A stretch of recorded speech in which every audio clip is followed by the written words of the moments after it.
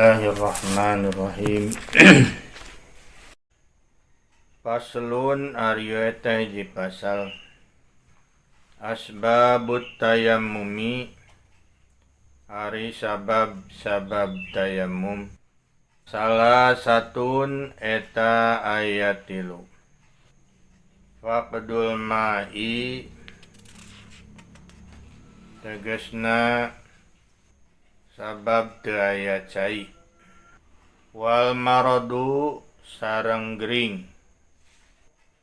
Wal ihtiyaju sareng sabab butuh ilaihi kana eta cai li'at shi hayawanin muhtaramin ngaranna haus hewan nu dihormati. Nah ieu sabab tayammum nu nyababkeun tayammum atanapi urang tiasa tayammum aya 3. Asbabut tayammumi salah satu. Sabab tayammum 3. Anu kahiji faqdul ma'i, sabab teu aya cai. Halodo ari ayeuna mah ku halodo mah nya geus hampir jarang sabab lamun halodo ge aya keneh cai. Kapungkur kantos halodo 8 bulan sehingga ngaracai ge jauh ka Gunung Kayokok gini. Sawah-sawah oge karering.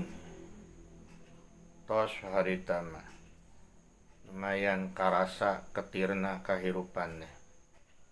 Tapi sok sanajan kitu da cai bisa kena diusahakeun. Jadi jarang pisannya tayammum teh. Paling oge tayammum dina kapal. Tanya eta mah dina kapal mah. Sabab waktu sholat geus nepi cai teu aya atawa aya oge sabenerna mah terbatas itu. Sabejalmi kapan 450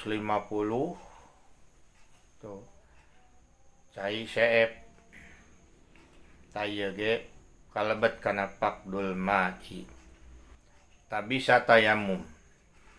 Anu kaduana wal maradu teu damang. Misalna cek dokter ieu teu meunang keuna cai. Da teu nanaon sok bae kenging. Kunaon tayammumna? Nya tayammumna mah aya ku taneuh lempungnya, taneuh anu lembut bisa. Amun teu aya mah kana dinding itu teu nanaon. Sapertikeun bapage waktu di kapal nya kana pangcalikannya kana jok kitu nya. Da sabab darurat. Sabab ge asalna tina taneuh eta kan asalna mah. Tapi salasna mah lamun teh mah aya cai dina naon? Cai aqua gitu. Biasa wae. Tak karana gering bisa tayammum.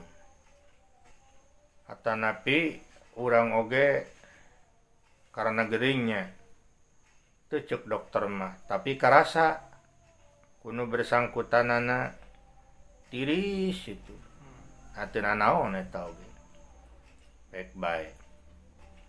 Sanajan teu aya keterangan dokter tapi anu bersangkutan tapi urang ge ngarasakeun kana kaayaan badan. Wal ihtiyaju ilaihi li'atsi hayawanin muhtaramin.